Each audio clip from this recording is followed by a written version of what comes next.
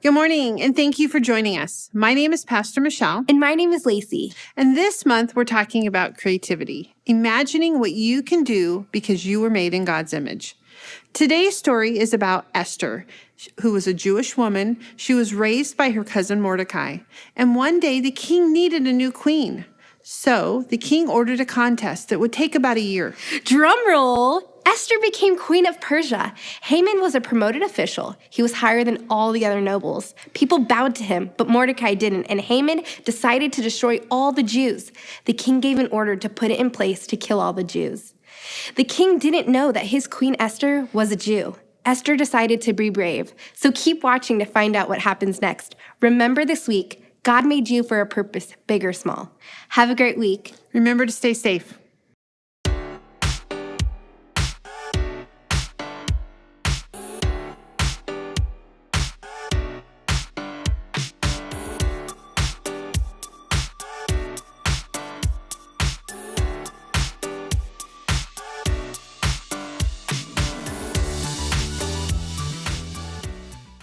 Hey everybody, it's me, Jacob, and today I'm here to talk to you about creativity. Creativity is imagining what you could do because you were made in God's image. There are so many different artistic ways to be creative, and today I hope to demonstrate just how creative I am in the culinary arts. Now you might be thinking, oh, hey Jacob, what are the culinary arts? And that's totally okay because I had to look it up too. I had no idea. So allow me to elucidate. I had to look that word up too. Okay. Basically, it's this. I'm making chocolate. Yes! Ugh. You see, I started thinking, I know I'm creative because I was created in the image of God.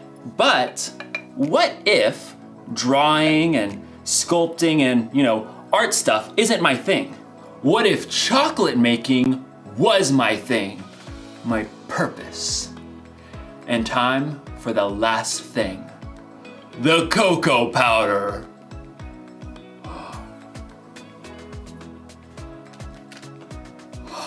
In my research, I learned that chocolate comes from a bean that grows from the cacao tree, which technically means that chocolate's a vegetable. True story. Oh, this looks so good. Bon appetit. That is so good. I think I've really discovered what my purpose is. Chocolatey goodness. It's like in today's story. God had a purpose for a woman named Esther, and you're going to find out if she discovered her purpose before it was too late. Time to check the old recipe book. Oh, let's see. Chill for 4 hours. Chill for 4 hours. No, I'm kidding, obviously. It means to put it in the freezer. Just, duh. I had to look it up. And I spent 2 hours in the freezer before I realized that it meant the chocolate and not me. So, see you soon. The Bible. It's 66 books of history, stories, letters, and poetry that fit together to form God's one big story. The epic adventure of how He created us and loves us so much that He made a way to rescue us. As we travel through the Bible, from Genesis to Revelation, we discover people who met God and found their lives changed forever. Now, for an amazing story. Inspired by the Book of Esther.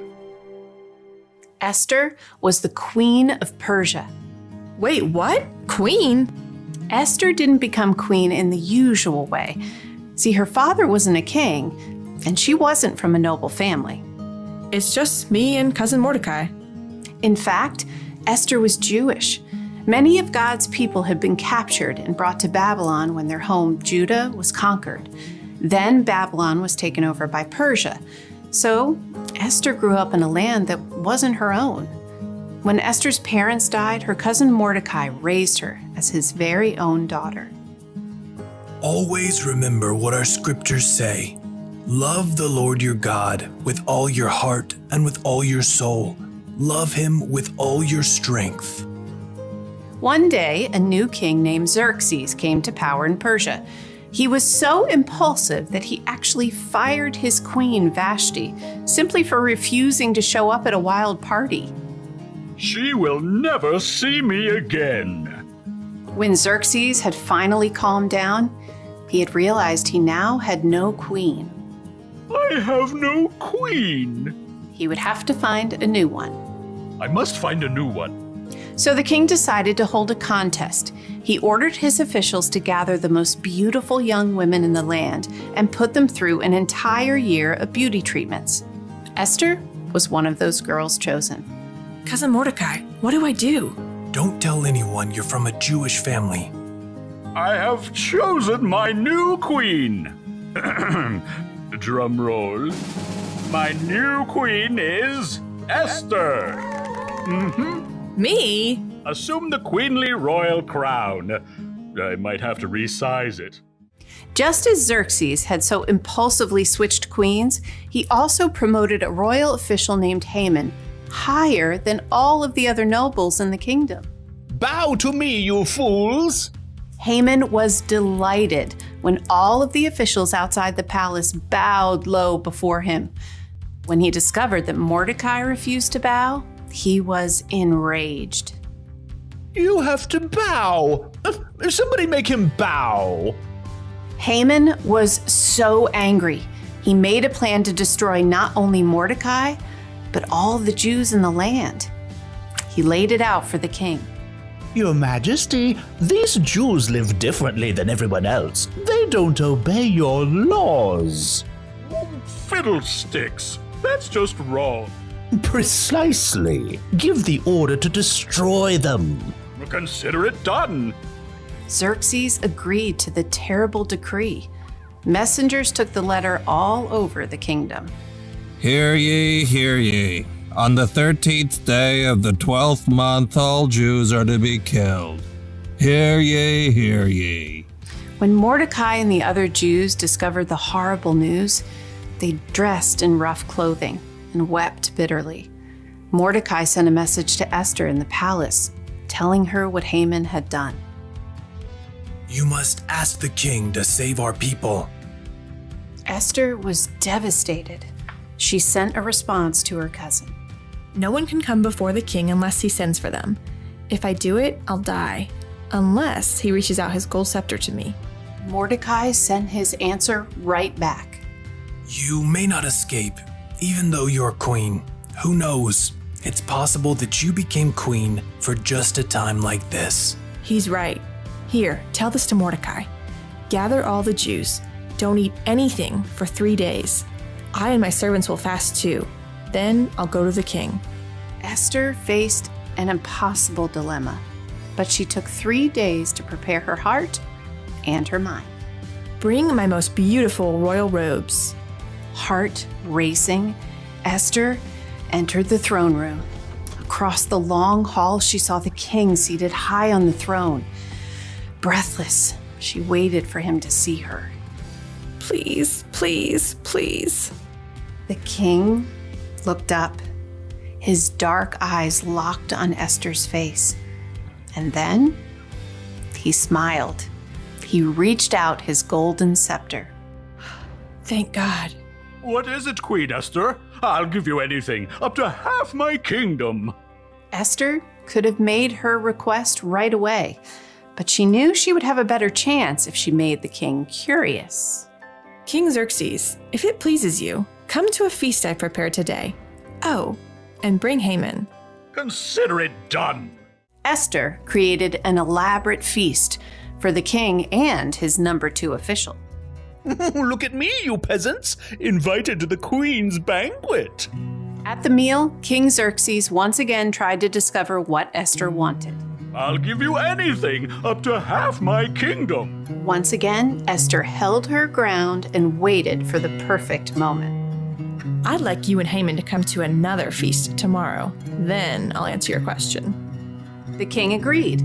and Haman spent the whole evening bragging to all of his friends. You guys, the queen thinks I am the bomb.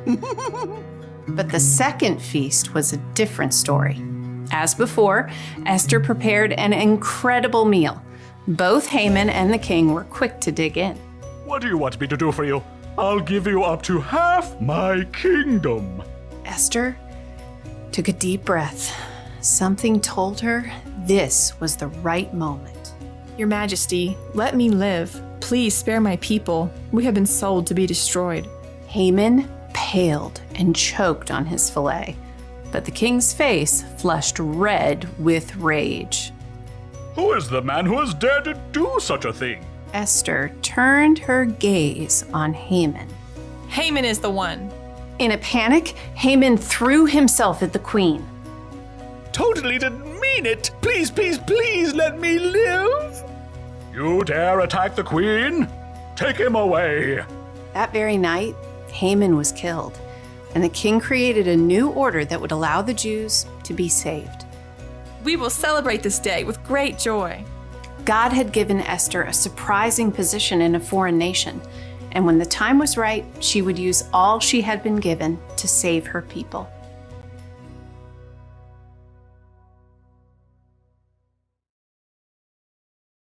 God always has a purpose. He had a purpose for Queen Esther when he put her in the right place at the right time to save her people. He had a purpose when he sent Jesus to pay for the sins of the world. And here's something you may not know. God made you for a purpose. It's true. Now, you may not have to save a bunch of people from total destruction. I don't know, or maybe you will. Who knows what God has planned for you? But I do know God has a plan and a purpose for your life, whether it be big or small. So think about it. What's your purpose? Is there something you like to do more than anything else? Like baking, or organizing, or juggling. Maybe what you like to do has something to do with your purpose. Or what about this? Is there something that you care about more than anything else? Like animals, or taking care of people, or keeping the planet clean? Maybe those things have something to do with your purpose. Whatever it is, here's the one thing to remember. God created you for a purpose. Actually, I think it would be safe to say purposes. Maybe it's something giant, like Esther, or maybe something simple, like chocolates. Didn't get it. So close, gonna keep trying. Yes! Purpose!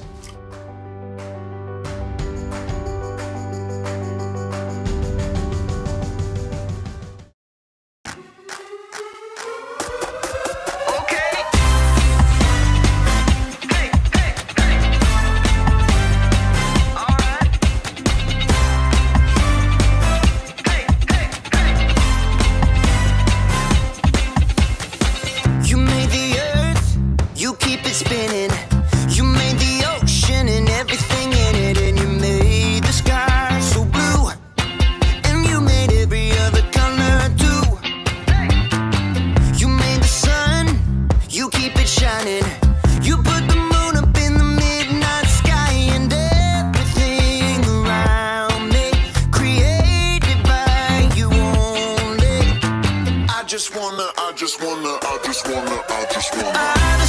thank you 'cause everything you made is